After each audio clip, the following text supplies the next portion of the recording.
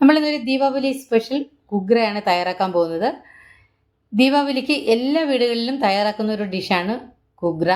ഇതെങ്ങനെയാണ് തയ്യാറാക്കുന്നതെന്ന് നമുക്കൊന്ന് കണ്ടു നോക്കാം. എല്ലാവർക്കും നമസ്കാരം. നമ്മുടെ പുതിയ വീഡിയോയിലേക്ക് എല്ലാവർക്കും സ്വാഗതം.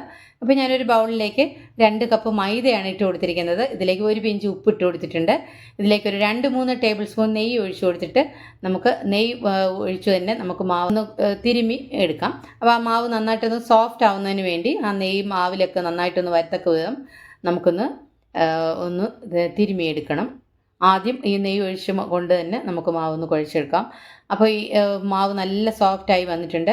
അത് സോഫ്റ്റ് ആവുന്നുണ്ടോ എന്ന് അറിയാൻ വേണ്ടി കയ്യിലൊന്ന് എടുത്തിട്ട് ഒന്ന് പ്രസ് ചെയ്ത് കൊടുത്താൽ മതി. അപ്പോൾ നമ്മുടെ കൈയുടെ അതേ ഷേപ്പിൽ തന്നെ കിട്ടുന്നുണ്ടെങ്കിൽ നമുക്ക് ഇത് കറക്റ്റായിട്ടുണ്ടെന്ന് മനസ്സിലാവും. ഇല്ലെങ്കിൽ കുറച്ചുകൂടി നെയ്യോ എണ്ണയോ ഒഴിച്ച് കൊടുത്തിട്ട് വീണ്ടും ഒന്നുകൂടി ഒന്ന് കുഴച്ചെടുക്കണം. എന്നിട്ട് നമുക്ക് വെള്ളം ഒഴിച്ച് നമുക്കിത് കുഴച്ചെടുക്കാവുന്നതാണ്. ഞാൻ കുറേശ്ശെ വെള്ളം ഒഴിച്ച് കൊടുത്തിട്ട് വേണം നമുക്കിതൊന്ന് കുഴച്ചെടുക്കാൻ. ഞാൻ ഈ മാവ് കുഴയ്ക്കുന്ന ഈ രീതി ഞാൻ ഇതിന് മുമ്പ് ഇട്ടിരുന്ന വീഡിയോയിലും നമ്മളിതേ മെത്തേഡിലാണ് കുഴച്ചെടുത്തിട്ടുള്ളത്. ഇത് അറിഞ്ഞുകൂടാത്തവർക്ക് ആ വീഡിയോ ഒന്ന് കണ്ടു നോക്കിയാൽ മതി. ഇപ്പോൾ നമുക്കിപ്പോൾ 1/2 കപ്പ് വെള്ളം മാത്രമേ നമ്മൾക്ക് ഇതിനു വേണ്ടി ആവശ്യമായി വന്നിട്ടുള്ളൂ. ഒരു കട്ടിയായിട്ടുള്ളൊരു മാവാണ് ആയിട്ടാണ് നമ്മളിത് തയ്യാറാക്കി എടുത്തിട്ടുള്ളത്. പൂരിക്കൊക്കെ നമ്മൾ മാവ് കുഴയ്ക്കുന്ന രീതിയിൽ നമ്മളിതൊന്ന് കുഴച്ചെടുത്തിട്ടുണ്ട്. ഇനി ഇതൊന്ന് ഒരു 10-15 മിനിറ്റ് നേരം നമുക്കിതൊന്ന് അടച്ചു വെച്ച് നമുക്ക് ഒന്ന് റെസ്റ്റ് ചെയ്യാനായിട്ട് മാറ്റി വെക്കാം. ഇപ്പോൾ ആ സമയം കൊണ്ട് നമുക്കിതിന് വേണ്ടിയിട്ടുള്ള ഫില്ലിങ്സ് തയ്യാറാക്കാം. ഇപ്പോൾ ഞാനൊരു പാൻ വെച്ച് കൊടുത്തിട്ടുണ്ട്. ഇതിലേക്ക് ഒരു 250 ഗ്രാം മാവോ ആണ് ഇട്ട് കൊടുക്കുന്നത്. മാവോ ഒരു മിൽക്ക് പ്രോഡക്റ്റാണ്.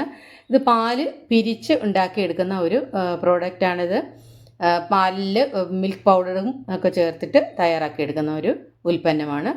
നമുക്ക് കടകളിൽ നിന്ന് വാങ്ങാൻ കിട്ടുന്നതാണ്. വീട്ടിൽ നമുക്ക് തയ്യാറാക്കി എടുക്കാം. ഇപ്പോൾ ഞാനത് ഇട്ട് കൊടുത്തിട്ട് ഇതിൽ ഒരു 2 ടീസ്പൂൺ നെയ്യ് ഞാൻ തവയിൽ ഒഴിച്ചു കൊടുത്തിട്ടാണ് ഇട്ട് കൊടുത്തത്. അപ്പോൾ ഇതൊന്ന് ചൂടായി വരുമ്പോൾ നല്ല സോഫ്റ്റായി വരും. ഇന്ന് നന്നായിട്ട് നമുക്കൊന്ന് ഇളക്കി കൊടുത്ത് അതിൻ്റെ നനവും ഒക്കെ മാറിക്കഴിയുമ്പോൾ ഇതിൽ നിന്ന് തന്നെ നെയ്യ് സെപ്പറേറ്റ് ആവാൻ തുടങ്ങും. ആ സമയത്ത് നമുക്കിത് പ്ലേറ്റിലേക്ക് മാറ്റാവുന്നതാണ്. ഇങ്ങനെ തയ്യാറാക്കി എടുക്കുകയാണെങ്കിൽ കുറേ കാലം ഇത് കുഗ്രയൊക്കെ തയ്യാറാക്കുമ്പോൾ കേടാകാതെ ഇരിക്കും. ഇപ്പോൾ ഇത് നമുക്കൊന്ന് തണുക്കുന്നതിന് വേണ്ടി വെയിറ്റ് ചെയ്യാം. ഈ പാനിലേക്ക് തന്നെ ഒരു 2 ടീസ്പൂൺ നെയ്യ് ഒഴിച്ചു കൊടുത്തിട്ട് നമുക്കൊരു 1/2 കപ്പ് റവ നമുക്കതൊന്ന് റോസ്റ്റ് ചെയ്തെടുക്കണം. നമ്മൾ ഉപ്പുമാവൊക്കെ ഉണ്ടാക്കാൻ ഉപയോഗിക്കുന്ന റവ തന്നെയാണ്. നമുക്കതും ഇതിലേക്ക് ഇട്ട് കൊടുക്കാം.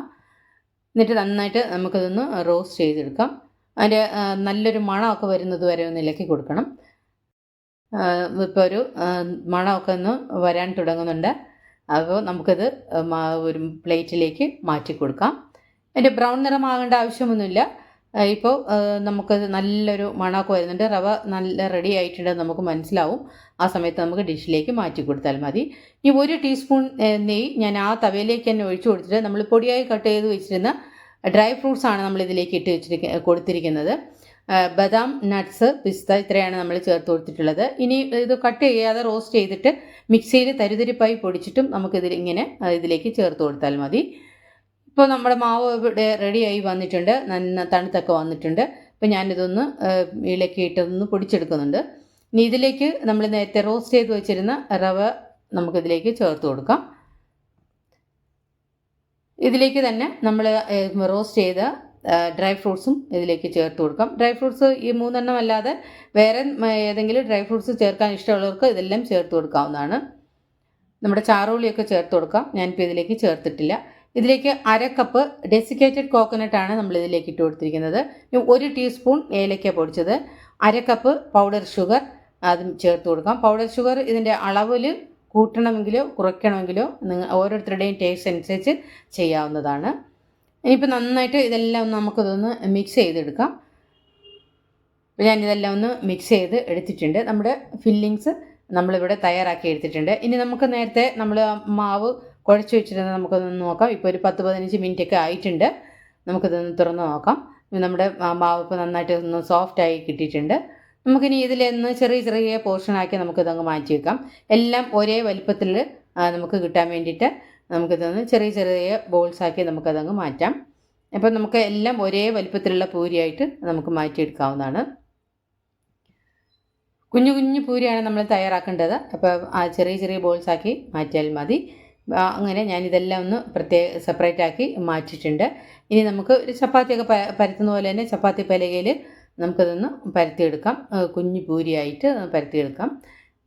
ഒരുപാട് കനത്തിലൊന്നും നമുക്ക് പരത്തേണ്ട ആവശ്യമില്ല. സാധാരണ നമ്മൾ പൂരിയൊക്കെ ഉണ്ടാക്കുന്ന അതേ കനത്തിൽ മാത്രം മതി. വലിപ്പം നമ്മുടെ കേരള പപ്പടത്തിൻ്റെയൊക്കെ അത്രയും വലിപ്പമേ ഉള്ളൂ.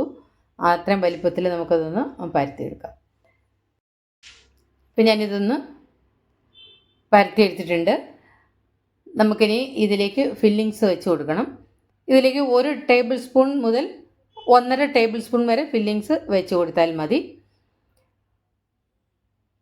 ഈ കുഞ്ഞു പൂരി ആയതുകൊണ്ട് തന്നെ കൂടുതൽ നമുക്കിത് വെച്ചാൽ ഇത് പുറത്ത് ഇങ്ങനെ ഫ്രൈ ചെയ്യുന്ന സമയത്ത് ഇത് പുറത്ത് വരാനുള്ള ചാൻസ് ഉണ്ട്. ഇപ്പോൾ ഇത് നമ്മൾക്കിതൊന്ന് സീൽ ചെയ്യണം. ഒട്ടിച്ചെടുക്കാൻ വേണ്ടിയിട്ട് ഞാനിതൊന്ന് വെള്ളത്തിലൊന്ന് തൊട്ടിട്ട് അരികിലെല്ലാം ഒന്ന് പുരട്ടി കൊടുക്കുന്നുണ്ട്. എന്നിട്ട് നമുക്കത് 2 സൈഡും ഒന്ന് ചേർത്ത് ഒന്ന് പ്രസ് ചെയ്ത് കൊടുത്താൽ മതി. നന്നായിട്ടത് സീലായിട്ട് അങ്ങനെ ഇരിക്കും. അല്ലെങ്കിൽ ഫ്രൈ ചെയ്യുന്ന സമയത്ത് ഇത് ഓപ്പണായിട്ട് ഇത് ഫില്ലിങ്സ് പുറത്ത് വന്നിട്ട് എണ്ണയൊക്കെ കേടാകാനുള്ള ചാൻസ് ഉണ്ട്. അതുകൊണ്ട് നന്നായിട്ട് സൈഡെല്ലാം ഒന്ന് വെള്ളം തൊട്ടിട്ട് വെള്ളം ഒന്ന് പുരട്ടി കൊടുത്തിട്ട് ഒന്ന് പ്രസ് ചെയ്ത് കൊടുക്കണം. ഇപ്പോൾ ഞാനിതിങ്ങനെ നന്നായിട്ട് അതൊന്ന് പ്രസ് ചെയ്ത് കൊടുത്തിട്ടുണ്ട്. ഇനി നല്ലൊരു ഷേപ്പ് കിട്ടുന്നതിന് വേണ്ടിയിട്ട് നമുക്കിത് ഈ ഓരോ സൈഡിൽ നിന്ന് നമുക്കിതൊന്ന് മടക്കി കൊടുക്കാം. ഒന്ന് മടക്കി കൊടുത്തിട്ട് നമുക്ക് ഇതൊന്ന് ഒരു ഡിസൈനാക്കി എടുക്കാം. അങ്ങനെ ഡിസൈൻ ചെയ്തെടുക്കുമ്പോൾ കാണാൻ നല്ല ഭംഗിയായിരിക്കും. ആദ്യം നമുക്ക് ഈ സൈഡിൽ നിന്ന് കോർണറിൽ നിന്ന് ഒന്ന് മടക്കി കൊടുത്തിട്ട് ഒന്ന് പ്രസ് ചെയ്ത് കൊടുക്കാം. ഒന്ന് മടക്കുക, എന്നിട്ടൊന്ന് പ്രസ് ചെയ്യുക, മടക്കുക, പ്രസ് ചെയ്യുക, മടക്കുക, പ്രസ് ചെയ്യുക. ഇത്ര ഇങ്ങനെ ചെയ്താൽ മതി. വളരെ ഈസി ആയിട്ട് നമുക്ക് നല്ലൊരു ഡിസൈൻ നമുക്ക് തയ്യാറാക്കി എടുക്കാവുന്നതാണ്. ഇതേ രീതിയിൽ ട്രൈ ചെയ്ത് നോക്കൂ. ഈസിയാണ്, വളരെ ഇൻട്രസ്റ്റിങ്ങുമാണ്. നമുക്കിതിങ്ങനെ കാണാനും നല്ല ഭംഗിയും കിട്ടും. നമുക്ക് ഈ ഇതിൻ്റെ ഷേപ്പറിൻ്റെ ഒന്നും ആവശ്യമില്ല. അല്ലെങ്കിൽ മോൾഡ് വരുന്നുണ്ട്. മോൾഡിൽ നിന്നും ഇത്രയും നല്ല ഭംഗിയുള്ള ഡിസൈൻ കിട്ടുകയില്ല. നമ്മുടെ കൈകൊണ്ട് തന്നെ നല്ല ഡിസൈനിൽ നമുക്കിത് ചെയ്തെടുക്കാവുന്നതാണ്. ഇപ്പോൾ എണ്ണ ഞാൻ ചൂടാക്കാൻ വെച്ചിരുന്നു. ബാക്കിയുള്ളതെല്ലാം നമുക്ക് ഇതേ രീതിയിലൊന്ന് തയ്യാറാക്കി എടുക്കാം. എണ്ണ നന്നായി ചൂടായി വന്നിട്ടുണ്ട്. ഇപ്പോൾ ഫ്ലെയിം അങ്ങ് മീഡിയത്തിലേക്ക് ആക്കിയതിന് ശേഷം നമുക്ക് ഇതിൽ ഇട്ട് കൊടുത്ത് നമുക്കിതൊന്ന് ഫ്രൈ ചെയ്തെടുക്കാം. ഒരുപാട് ചൂടായി പോയാൽ ഉൾഭാഗം വെന്ത് കിട്ടാതെ വരും. പിന്നെ നമുക്ക് ഇത് സോഫ്റ്റായും പോകും. അപ്പോൾ നല്ല ക്രിസ്പി ആയിട്ടിരിക്കും ഇതിൻ്റെ പുറത്ത്. അതുകൊണ്ട് ചെറിയ തീയിൽ വേണം ഇതൊന്ന് ഫ്രൈ ചെയ്തെടുക്കാൻ. കുറച്ച് നേരം ആദ്യം ഒന്ന് ഇട്ട് കൊടുത്ത് ഇത്തിരി നേരം കഴിഞ്ഞിട്ട് മാത്രമേ ഇത് തിരിച്ചിട്ട് കൊടുക്കാൻ പാടുള്ളൂ. ഇപ്പോൾ ഒരു നിറമൊക്കെ ഒന്ന് മാറി വരുന്നുണ്ട്. നമുക്കിത് കോരി മാറ്റാവുന്നതാണ്. ഇപ്പോൾ ഒരുപാട് ഗോൾഡൻ ബ്രൗൺ നിറമൊന്നും ആവണ്ട. ഗോൾഡൻ കളർ ആവുമ്പോൾ നമുക്കിത് കോരി മാറ്റാം. അപ്പോൾ ഈ ചൂട് കൊണ്ട് തന്നെ കുറച്ചുകൂടെ നിറം മാറി വരും ഇരുന്നിട്ട്. അപ്പോൾ ഈ സമയത്ത് നമുക്ക് കോരി മാറ്റാം. ബാക്കിയുള്ളതും നമുക്ക് ഇതേ രീതിയിൽ ഫ്രൈ ചെയ്ത് എടുക്കാവുന്നതാണ്. അപ്പോൾ ഞാൻ ഈ ബാക്കിയുള്ളതും നമുക്ക് ഇതേ രീതിയിലൊന്ന് ഫ്രൈ ചെയ്തിട്ട് നിങ്ങൾക്ക് ഞാൻ കാണിച്ചു തരാം. അപ്പോൾ ബാക്കിയുള്ളതെല്ലാം ഞാനിങ്ങനെ ഫ്രൈ ചെയ്ത് എടുത്തിട്ടുണ്ട്. വളരെ ടേസ്റ്റി ആയിട്ടുള്ള ഒരു കുഗ്ര നമ്മൾ തയ്യാറാക്കിയിട്ടുണ്ട്. ഇതേ രീതിയിലുള്ള ഫില്ലിങ്സ് വെച്ചിട്ടല്ല നിങ്ങളിതുവരെ തയ്യാറാക്കിയതെങ്കിൽ ഇതേ രീതിയിലൊന്ന് തയ്യാറാക്കി നോക്കൂ. വളരെ ടേസ്റ്റി ആയിട്ടുള്ള ദീപാവലി സ്പെഷ്യൽ കുഗ്ര എല്ലാവരും തയ്യാറാക്കി നോക്കൂ. ഇത്രയേ ഉള്ളൂ.